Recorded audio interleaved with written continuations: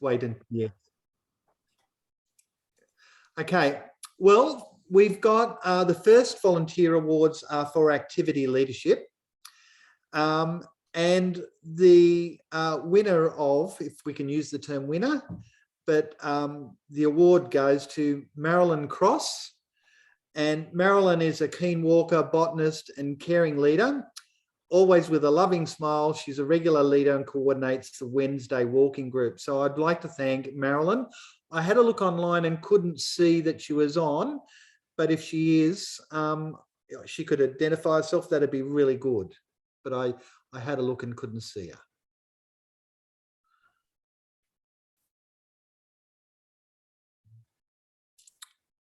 In that case, I'll just take that. So thank you, Marilyn, for your support.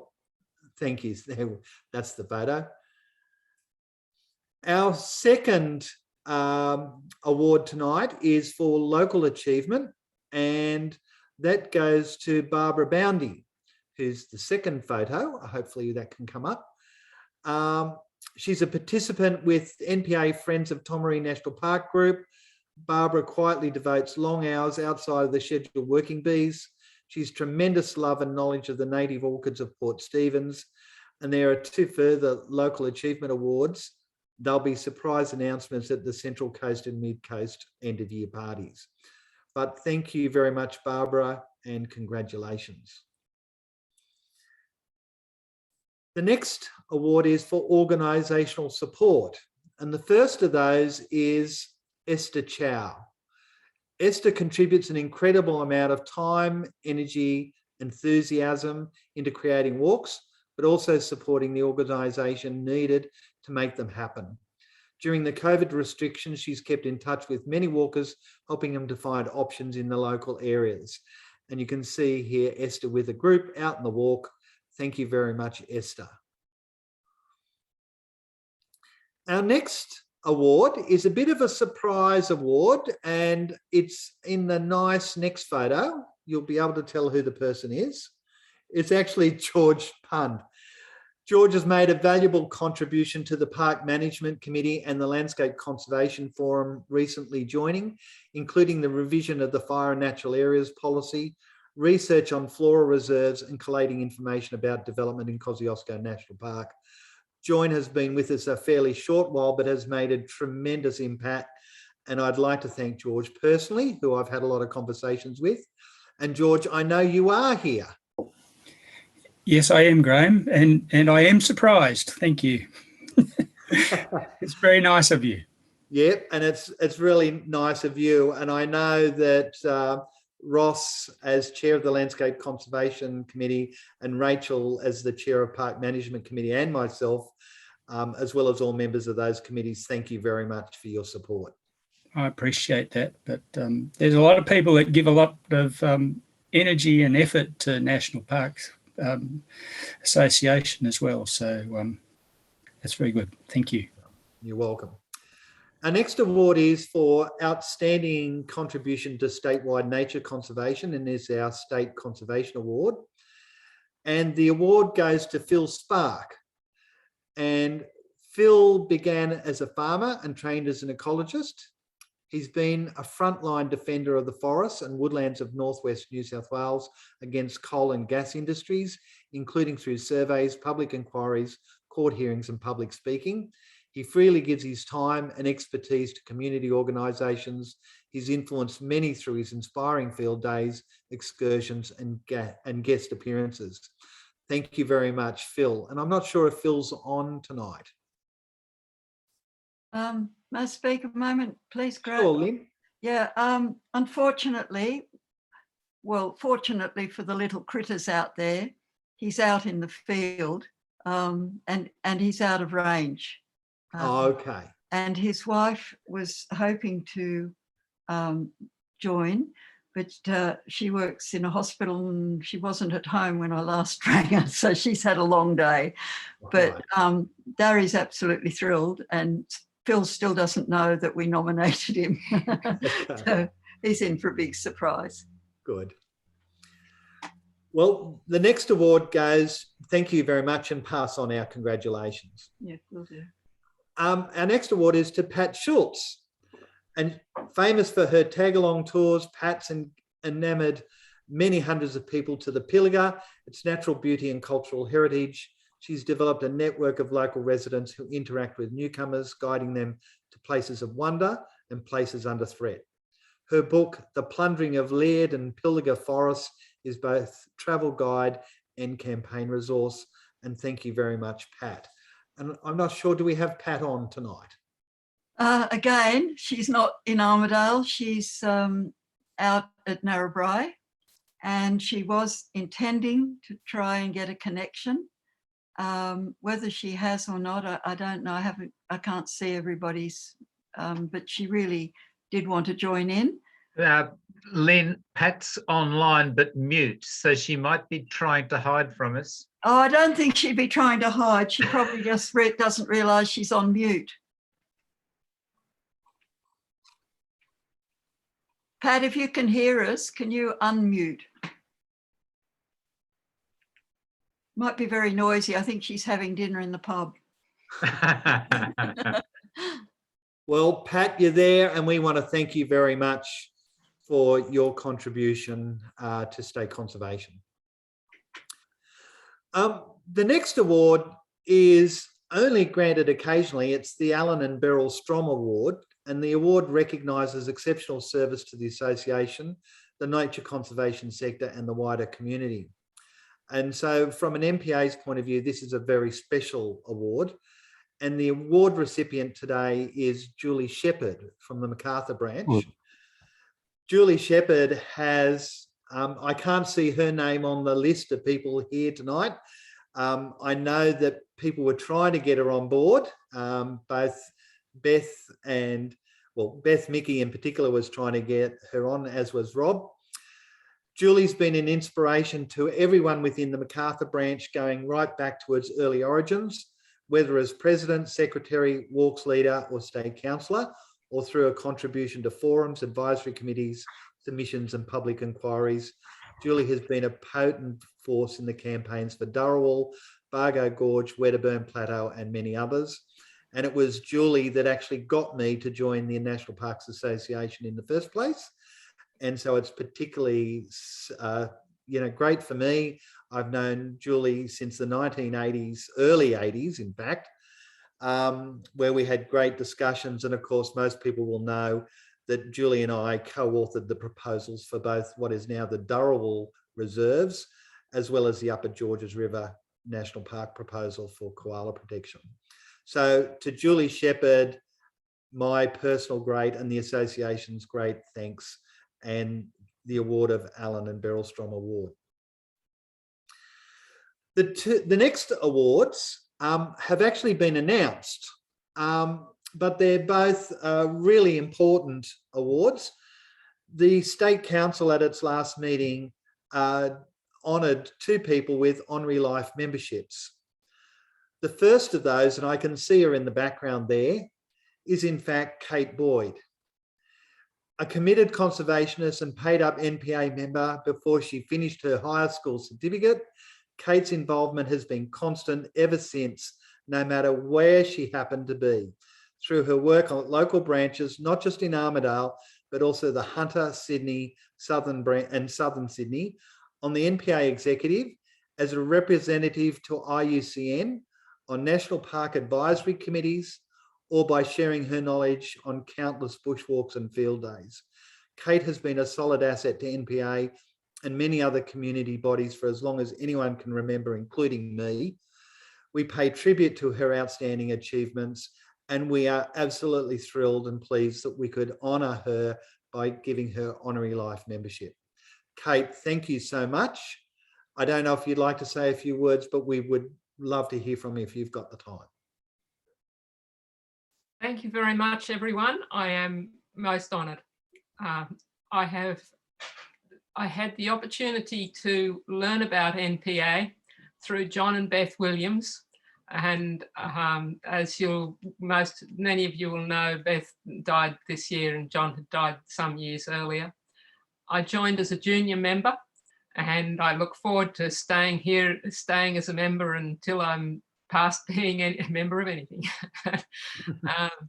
And it's National Parks Association has enabled me to be who I am.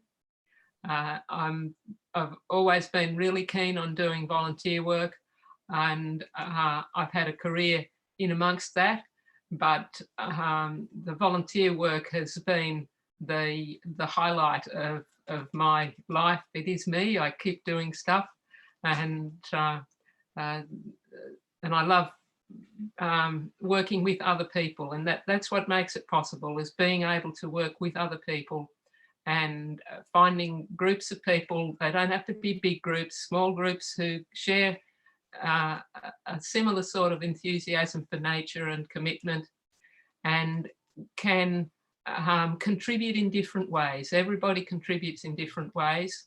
So I look forward to getting to meet more of you, and it's great to be able to see people online and people I've known for a long time, and see you, some of you, in the bush someday. Thanks very much, Kate. Our next honorary life member is Brian Everingham. For over 45 years, Brian's demonstrated he can do just about anything that NPA needs doing.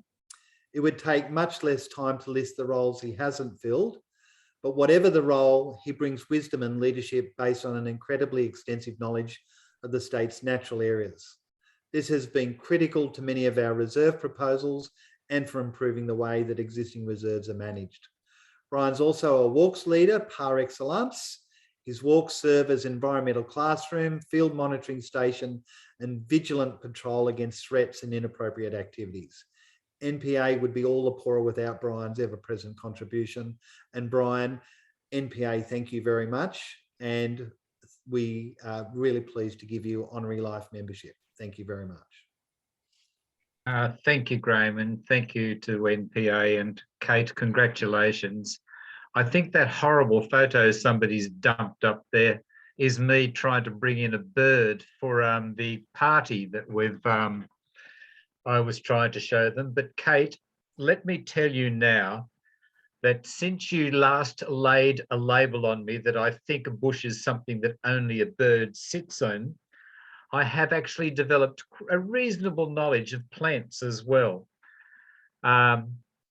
Look, I joined NPA in 1975. I started leading bushwalks in 1977. I'm still doing it, slightly slower than what I used to do, thanks to a stuffed up knee, but I'm going to persist in continuing to do it. And I'm trying desperately to link that to park management stuff in future. NPA has given me much, much more than ever I've given it. It's been my family. It's been my home. It's been the support base. And I hope to be able to continue to do so for another 20 plus years. Thank you, everyone. Thank you, Brian. Well, that concludes the awards for tonight. And so I would like to have everyone do their little claps online and actually congratulate people. If they could all use their reactions, and thank those who are the recipients of the awards tonight. It is now with great pleasure that I would like to introduce our guest speaker for tonight, Virginia Young. She's got a deep history in international climate processes and campaigns. She's currently Director of the International Forest and Climate Program with the Australian Rainforest Conservation Society. And Virginia has agreed tonight to talk to us about climate action, biodiversity conservation, and the protection of intact ecosystems. Lovely to see you again, Virginia. I know you're online. If I could ask you to take over and talk to us tonight. Thank you. Thanks very much, Graham, and wonderful to see so many people actually attending an AGM. How extraordinary. 74. That's that's a measure of success, guys. It's terrific. Yeah, see what Zoom can do. It's wonderful. Some of you I know, and many of you I haven't met. So I'm pleased to meet you all virtually. As Graham mentioned, and maybe this is, you know, a masochistic side of my personality, I spend most of my, well, certainly all my paid time working in the international policy arena, trying to build bridges between the Climate Convention and the Biodiversity Convention, and increase awareness of just how entwined the two great environmental challenges we face at the moment truly are. I think everyone understands that climate change is bad for biodiversity, but very few decision makers understand that biodiversity loss is actually bad for climate change. So I'll see if I can I share my screen, Graham? And for all you Absolutely. ecologically incredibly literate folks on this call, bear in mind that a lot of this presentation is aimed at the climate world and climate negotiators and educating them. So you should be able to share your screen, Virginia. Yes. Yes, okay. Excellent. And then I'll go into that mode. No, the bottom. that the other, mode. that's That one. That's the There one. we go. Okay, so welcome to this bizarre world. And the reason it's important is it actually shapes a hell of a lot of domestic policy, and the money follows it. So when you've got a problem in these arenas, it's a problem that tends to permeate through almost every level of policy and climate or biodiversity action. So this is one of the things that probably won't be a surprise to any of you, that we are in the midst of a downward spiral for life on Earth, where we've got feedback loops between biodiversity loss, decline of ecosystem integrity, which in turn leads to increasing greenhouse gas emissions, which in turn damages biodiversity and all the ecosystem services on which we rely. Both crises amplify each other, and also emerging out of this biodiversity and climate crisis is the escalating risk of zoonotic disease from the damage that we've done to natural ecosystems. So that's, believe it or not, there is, whether it's the UN Secretary General or a number of policy arenas now are starting to actually think about these linkages and whether we might perhaps need to do a few things differently. Now, you're probably all aware of this, but almost none of the climate decision makers actually understand that biodiversity plays a functional role in ecosystem integrity. So I often spend a bit of time explaining to people that the closer the structure, composition, and abundance of biodiversity to natural patterns, the higher the level of their integrity, stability, resilience, and resistance to threats, including climate change. And thus the greater their climate mitigation benefit for long-term carbon storage and their adaptive capacity. This is like ecology 101 for, you know, for naturalists, but it is absolutely not understood in climate policy arenas. So the key message that I'm trying to give in the work I do in the climate convention space is that maintaining and improving the integrity of ecosystems is essential for both successful climate mitigation and adaptation. Now, why is that so relevant? Well, at the moment, the world is abuzz with so-called nature-based solutions as being part of solving the problem to climate change. And there's a lot of hype around this term. There's no definition, although IUCN does have a definition which is okay, far from perfect. But in the climate convention, none of the current practices and rules actually encourage integrated climate and biodiversity actions. There is a ecosystem provision in the convention, and there is a preambular language on the importance of biodiversity and ecosystem integrity in the Paris Agreement. But all of the rules that have been set up so far under the Climate Convention actively discourage integrated action on climate and biodiversity. And it's a similar problem if you look at the Convention on Biodiversity, where they shy away for giving any advice to the Climate Convention. So the silos between the UN conventions are a huge problem.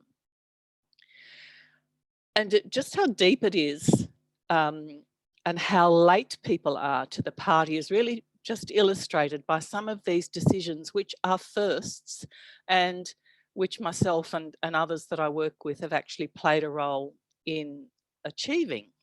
So believe it or not, it wasn't until 2018 that the CBD actually recognised in a COP decision that if we keep damaging, fragmenting and destroying natural ecosystems, will make the climate crisis worse. That little quote there is from the CBD decision 14.5, and I mean, it seems self-evident, but that's a first. This is a first as well for the review of SDG 15, which is about life on land.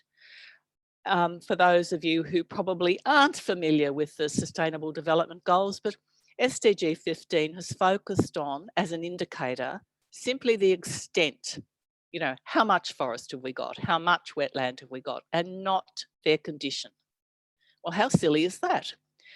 So for the first time in the review of SDG 15, someone decided, and I had nothing to do with this, that quality of ecosystems is important and that they needed to develop indicators for more meaningful integration of biodiversity into other processes. Now, as it happens, there are mechanisms for dealing with this now, but it is remarkable to me that it took until 2018 for anyone to acknowledge that the condition or integrity of ecosystems matters and that biodiversity has something to do with the integrity of ecosystems. Similarly, 2019 at Madrid, and this is something that I helped achieve, was the first time we have a COP decision that actually underlines the contribution of nature to addressing climate change and its impacts, and the need, and recognises the need to address biodiversity loss and climate change in an integrated manner. That's another first. This was the first this year. First ever joint workshop of the Science Advisory Group for the Convention on Biodiversity, that's IPBES, and the Science Advisory Body for the Climate Convention, the IPCC, which everyone's heard of, almost no one's heard of IPBES. So they had a joint workshop in June this year. Very simple conclusions. Both crises are driven by human economic activities and mutually reinforce each other. And we won't achieve success on either crisis unless both are tackled together. It's a very interesting workshop report, sets out clear priorities for integrated climate and biodiversity action. Unfortunately, it has no legal status under either the CBD or the UNFCCC. Unsurprisingly, stopping the loss and degradation of carbon and species-rich ecosystems on land and in the ocean, followed by their restoration, are the two most important actions for achieving integrated climate and biodiversity outcomes. Again, probably not a surprise to anyone on this call. So what happened at COP26? Well, you've all heard about the debacle side of COP26. On the nature side, we actually achieved two important decisions.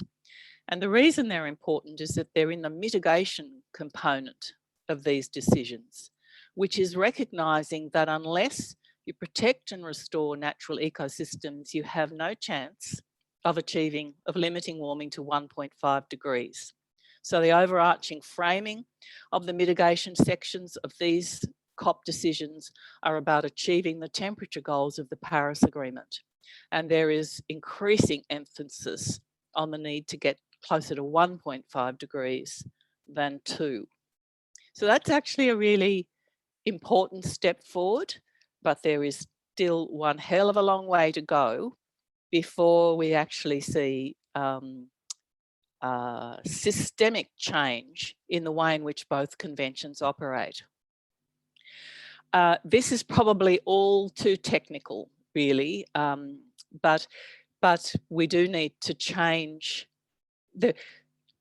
again, it seems almost unbelievable to lay people, but we, as I mentioned earlier, there are ecosystem provisions in the UNFCCC itself, in the convention itself, and in the Paris Agreement. They've never been operationalised. And part of the reason that hasn't happened is that the forestry industry has actually set the rules for land and forest carbon in particular.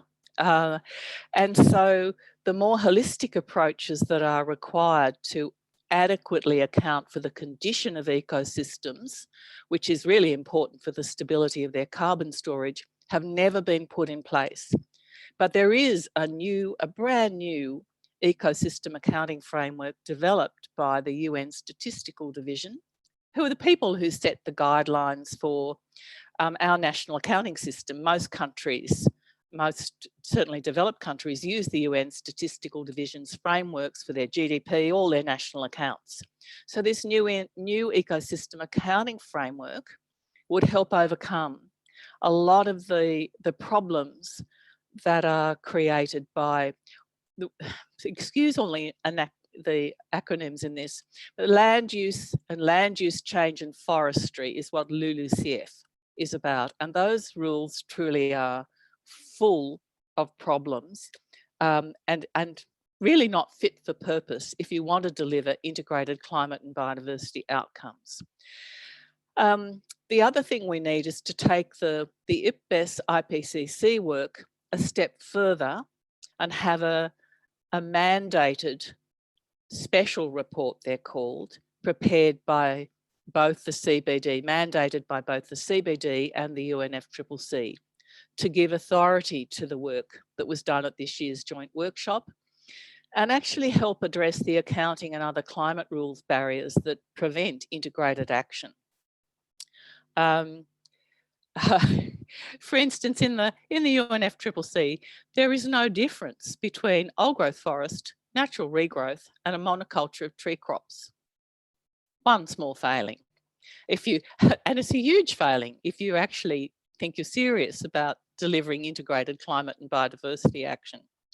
It matters just, it matters for carbon all by itself as well. So the next few years, as everyone is here again is probably very familiar with, the next decade is what matters.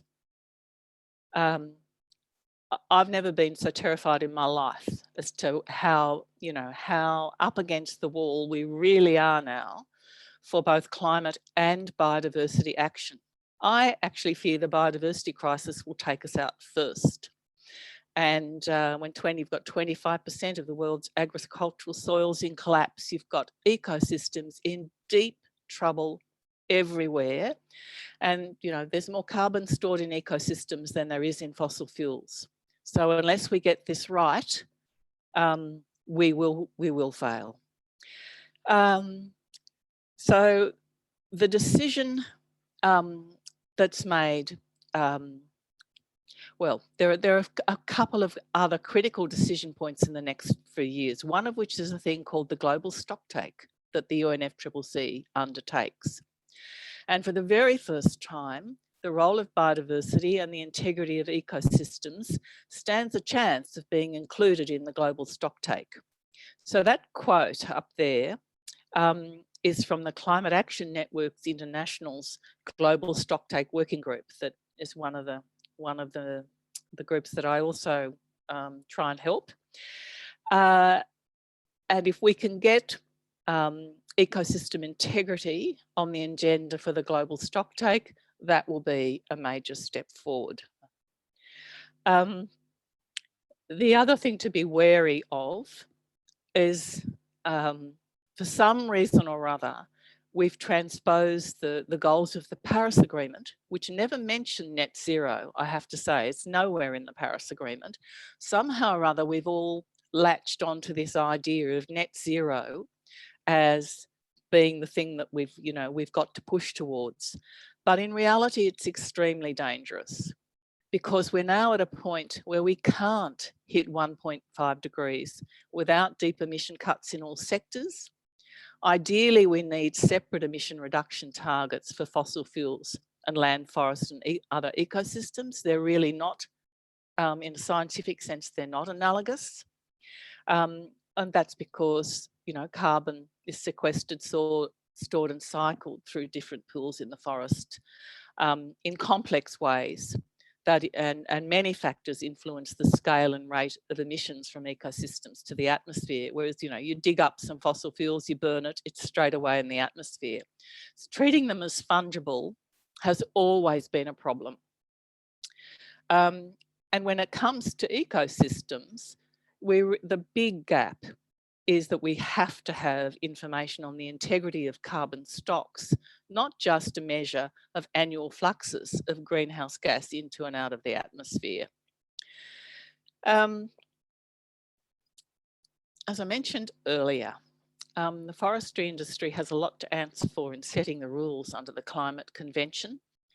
And only now, truly only in the last year, have people started to think about the importance of forest ecosystem integrity for long-term carbon storage.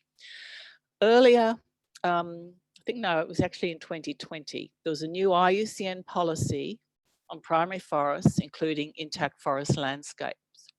And in that policy, it recommended differentiation between primary or old growth forests, degraded but naturally regenerating forests, and monocultures of trees.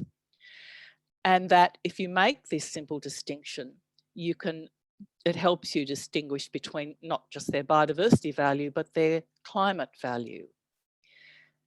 And again, this is a very simple, but nevertheless very realistic analysis, is that if you've got old growth forest, and we still see this even after the summer, the 2019-20 fires, that the higher the integrity, the lower the risk of loss of forests. So old growth or primary forests, the high integrity and the lowest risk. Naturally regenerated forest, medium on both counts, and monoculture plantations are actually very low integrity and very high risk of loss. That kind of analysis has been missing in the climate space, but is just starting to be factored into people's thinking about carbon in forests and carbon in landscapes. And some of you will be aware of this work that was done by Griffith University and ANU. I'm on the board of the Great Eastern Ranges Connectivity Conservation Initiative, so we were a partner in this initiative as well. So apart from trialling a citizen science tool for assessing the post-bushfire condition of the forests, some work was done pulling all of the available science together on a number of different factors. So there are 5 reports that you can find on the Bushfire Facts website that's listed there, one of which is about the linkages between past damage to ecosystems and climate change. And in particular, basically the role of logging. But you'll all be familiar with this. This is up near Monga, in Monga National Park, and so is this.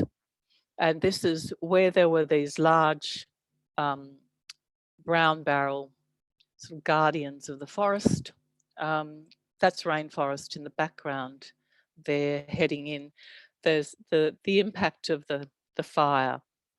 The severity of the fire dropped significantly, even in this extraordinarily high burns, and certainly fire trickled into the rainforest. But of this area of Monga, the damage was not severe. So report number 3 made this very clear, that fire risk and fire severity is greater in young, i.e. 10 to 30-year-old forests than in long, unlogged and older forests. Now, believe it or not, it's the same. this is a picture in just about anywhere you look. This is the Kaipo territory in the Amazon, one of the project areas in the Griffith University project that I'm part of. You can see that the Kaipo territory, it has some grasslands in it, that's Cerrados, and some villages in there, but most of it is completely unfragmented, except by rivers, primary forest. So this is the pattern of the fires.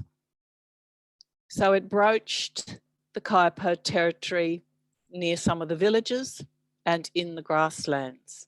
And essentially, that primary forest was still resilient and resistant enough to keep the fires in all the other fragmented and damaged parts of the landscape out. So it's a potent image. I often show that to climate negotiators. Everybody talks about the Amazon being on the verge of a tipping point. Well, that's because of all the clearing, logging, the areas that are still managed in fairly traditional ways by Indigenous communities are still intact. Oh, I thought I had some more slides there. I don't. So I hope that's been helpful. I had thought we've gone back to the beginning. I think I've left a few slides out. Oh dear, oh dear. Never mind. We have more time for questions now. We do, and thank you so much, Virginia, for your presentation. We actually have just a couple of questions. Gary Dunnett's got a question. Gary, do you want to ask your question?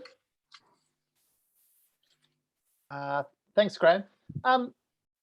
Virginia, I mean, I'm cheating a little bit in that we had a chat earlier in the day about some of what the New South Wales government's put forward about carbon sequestration. But I'm just wondering if you can give us some indication of what options are available to actually provide acknowledgement, credit of the carbon sequestration that's provided by protected area networks across Australia without simply feeding into the sort of accounting tricks that we see undertaken by our Commonwealth government and taking the pressure off for major structural change in other parts of the carbon economy. Yeah, there are actually lots of options, Gary, just under the standard way that the national carbon accounts work. So when tenure changes, for instance, if you were to stop logging your native forests and bring them across into national park, then the carbon benefit of doing that would show up in both the state and national accounts, and it would be very significant.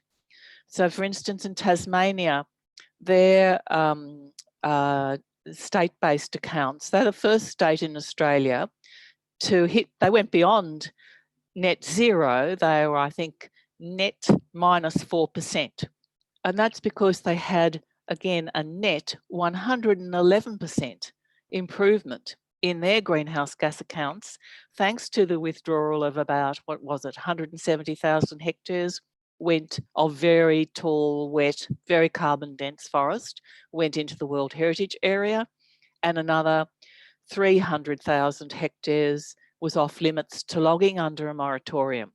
That had a huge impact on Tasmania's carbon accounts. So you don't have to trade it, you don't have to, and in fact, if you've got, as New South Wales does, quite ambitious emissions reduction targets, it's actually in your interests to improve the management of natural areas, to change tenure. So the new parks that Minister Keane has created, they will all show up as come into their state-based accounts. Some years ago, I actually intervened to ensure that under the emissions reduction fund methods, that national parks were eligible to sell credits into that fund where they took additional management action. So there was a trial done by National Parks. I think they had 3 areas of park in northern New South Wales where they were going to remove weeds, put a concerted effort in to remove, I assume, lantana. I'm not sure. That was suppressing forest regeneration. And in some of the western parks, they were actually planning to do replanting. And that was a trial. And I've never heard what happened in the trial, but I know they did sell credits into the emissions reduction fund. And it's interesting, in the material you sent me today, they don't talk about offsets. They talk about creating the sequestration rights, which includes the rights to the storage, and dealing in it. Now, what does dealing mean? It's very unclear exactly what's intended in that section of the legislation. And I've certainly, I would like to talk to Atticus or someone in there to see what the intention is. It could be that, well, one of the activities they've listed that could earn credits is actually the human-induced regeneration method, which is the method they used. That's an emissions reduction fund method. That's the method they used for their trial, for their weeding and maybe their planting wasn't under that method. They certainly used the human-induced regeneration method for their weeding credits. Planting, there's so many planting ERF methods, you've got a huge amount of choice, including ecological planting. So it's not clear exactly what their target is here and why they had to create carbon rights, because they've already got them. They've done this in their initial, the initial projects that were developed under the trial that I mentioned, which is many years ago now. It's got, I don't know, 5-6 years ago. So I don't understand why they've had to create the rights, and I don't understand what dealing means. If it means selling to fossil fuel producers as offsets, then they won't be able to count it in their state-based accounts. There's a double counting issue. There's an additionality issue there. So I wouldn't have thought you'd want to give your carbon to anyone else other than yourself. and yes, if you can make the federal government pay for it under the emissions reduction scheme, that's terrific. I'm certainly not opposed to that.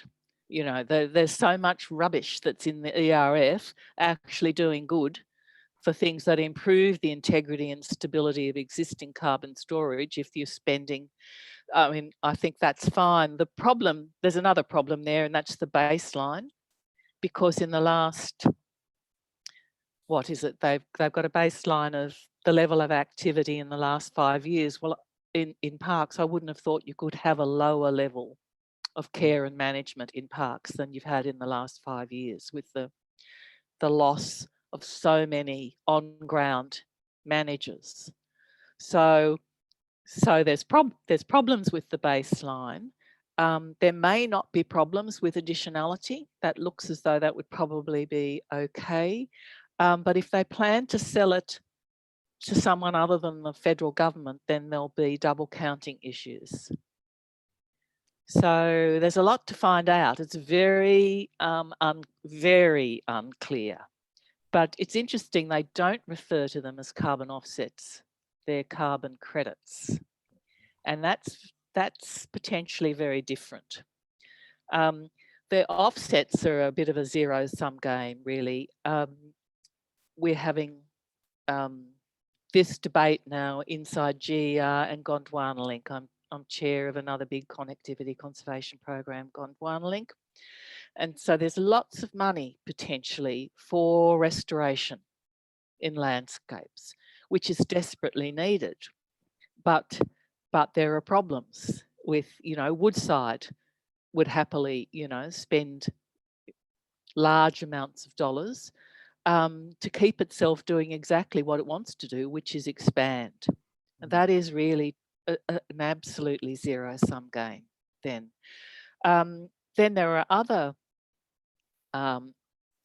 businesses like Tabilk Winery that I see advertising itself now on ABC TV, where they've looked at their business, they've put in renewable energy, they've looked at energy efficiency issues, and then they've still got a gap. And so using restoration, I mean, they're doing restoration on their own land. So they're really doing it within their, it's probably the ideal way to think about businesses transitioning.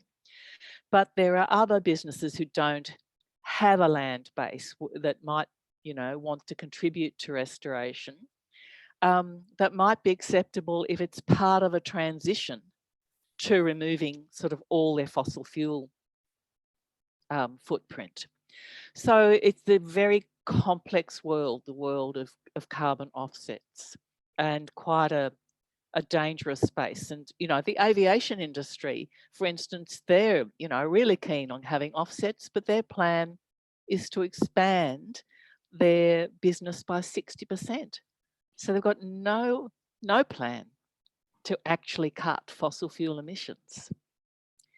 So I guess we've got to all pray that some magic new fuel comes along that doesn't emit any CO2. So I know that doesn't really answer your question. Now, I've got more questions than answers in relation to what the New South Wales government's planning.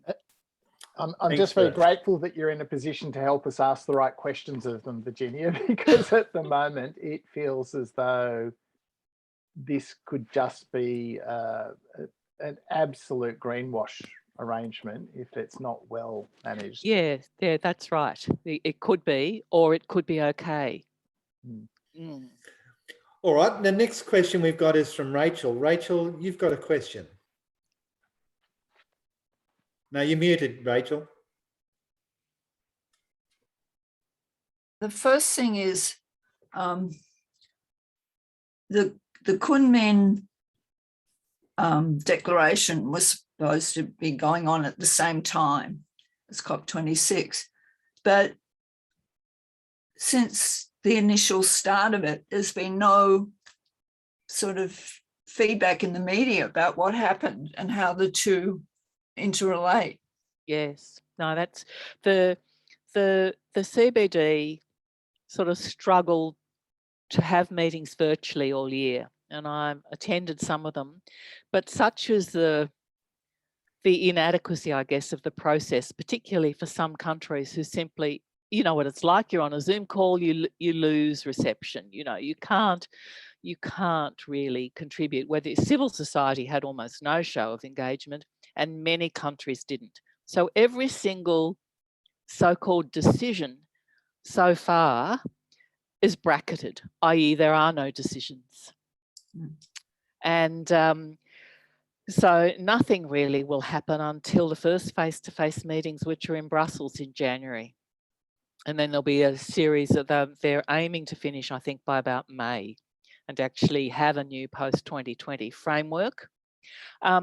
Believe it or not, one of the shocking challenges has been to try and remove the word net from the CBD post-2020 goals. It's just, they had this quaint notion that they'd transpose some of the successes of the UNFCCC to the CBD and try and bring this net concept across for biodiversity, which is frankly insane. Anyway, so there are some very profound challenges in the CBD space as well, including their reluctance to, they'll have area-based targets and 30%, for protected areas is highly likely to get up. But again, it says nothing about ecosystem integrity. It may well say something about biomes or representativeness, but not about condition anywhere. And the truth is now, for whether it's for climate mitigation or biodiversity protection,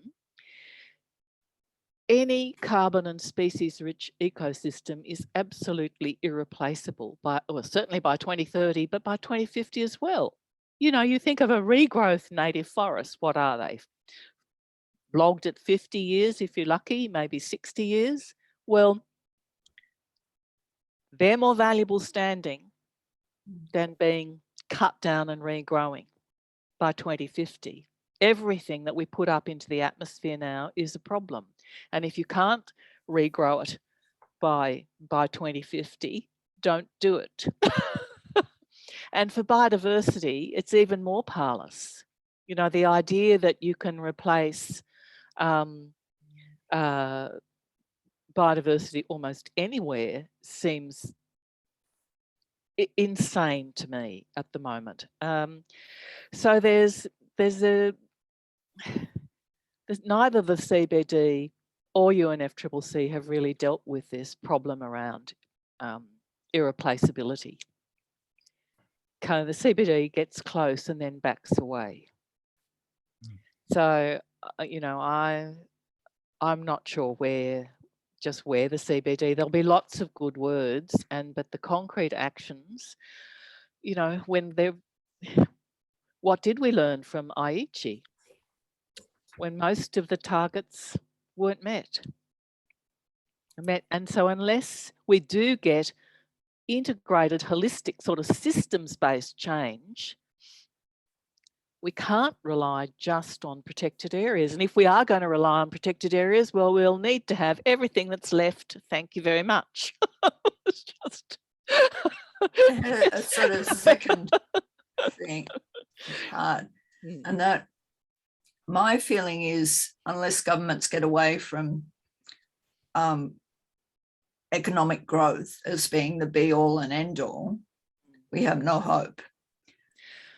With what Morrison has put on the table, what are the positives out of it? Oh dear.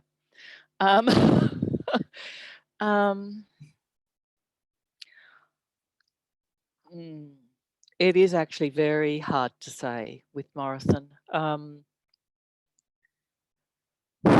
It may be that it will facilitate further agricultural change, even though he's saying, you know, this sector won't have to do anything to reduce emissions. The focus is on improving soil carbon and improving, you know, reducing emissions that already exist in some of the methods, I guess, is a positive. The price of carbon will go up, so that may make it viable for a lot more ecological restoration to occur. There is a mooted new ERF method where you can stack doing different activities. So you can include improvements to your soil, improvements to your vegetation, improvements in water management, all those things can kind of be added up in a more comprehensive method that might be helpful, but they're not really to do with Morrison. They're things that are already happening in the space. I really struggle to see anything positive in what is done. Frankly, 2050 is too late. The IPCC Working Group 1 report actually made that clear.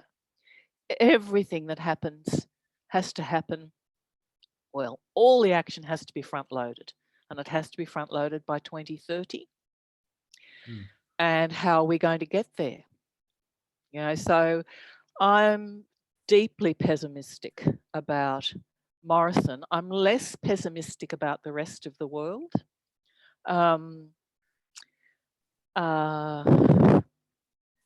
I think that the fact that this is the first COP decision that has even mentioned fossil fuels, let alone, you know, tried to put some sort of bounds around it, is a positive.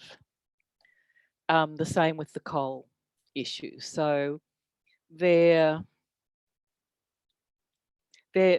outcome on the decision on nature, getting a decision on coal and other fossil fuels that sets some bounds around it, sends a really clear signal to those industries, you know, the writing's on the wall. And the people who get out faster are going to be better off, I think. So I think there's quite a few positives in the COP decision. I just don't see much positive about what Morrison has done. And while, you know, I agree with you at one level about population, patterns of consumption and production have to change. Almost everything has to change now. Business as usual has to change, whether it's logging your native forests, whether it's agricultural practices, whether it's energy efficiency, you know, in homes and businesses.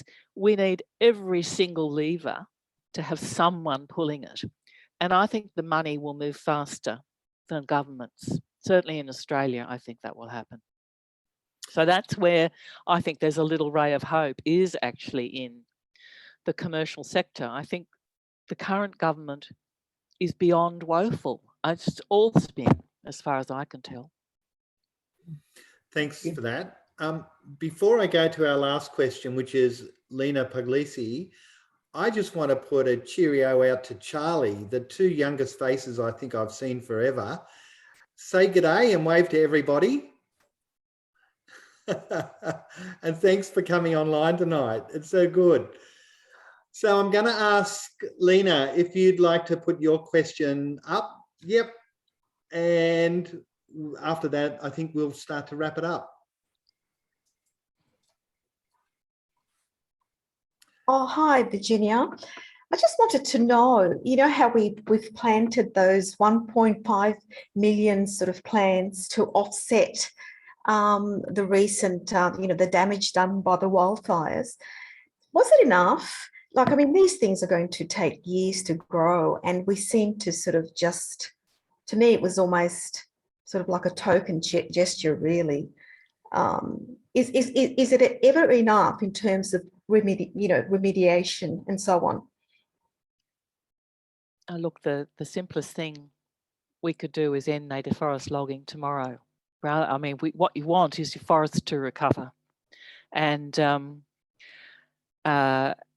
to do that, we'll have to put fires out pretty fast for quite some time, and have a landscape scale plan at least. Even, I mean, I could not. I live, you know, I live at South Doris, so I'm in the middle of Marmorang National Park, surrounded by fire for 2.5 months. I was in Madrid watching the fire race towards North Doris, thinking, okay, well, our house is gone. You know, this is profound, the scale of the damage and the intensity of the fires. I mean, it's great. I don't want to discourage anyone from, you know, doing their bit and planting a few trees, but nothing would compare to actually stopping the damage and allowing existing forests to recover. And I find it, you know, from my perspective, it's inexcusable to be, you know, keeping on damaging forests after those fires. It just feels like absolute, you know, moral failure. And, you know, I'm actively engaged through GER on a whole lot of, you know, really, you know, wonderful work that the community is doing to try and help wildlife survive, trying to create corridors, trying to restore habitat. And they watch the public native forest still coming down, and it's heartbreaking. So, you know, that we don't have governments who seem to be really up to the challenge and capable of making the profound changes that we now need if we're going to sustain a livable Australia. Our forests are absolutely critical for maintaining an equable climate, at least on the East Coast. And, you know, we have to change course, or we'll lose them. We'll have a hell of a lot more fire-prone heath. Right. Thank you so much for that. Thanks for that, Lena. And just a quick word plug for NPA, because NPA is actively turning its attention to the forestry campaign with the aim of ceasing all public native forestry in New South Wales as soon as possible. And we are continuing to do that fight as a major program of National Parks Association of New South Wales. I hope everybody has enjoyed tonight. I want to particularly thank Virginia for coming along and talking to us tonight. It's been fantastic for you to do so. If you're not a member of the National Parks Association, can I ask you all to think about joining if there's anyone out there who's not? But to everybody, have a very good and safe good night. And that concludes our annual general meeting of the National Parks Association. I hope people can get involved, engaged, and help advocate for the protection of our natural cultural values in New South Wales in particular, but Australia and indeed the world. Thank you all very much for tonight, and good night. Thank you.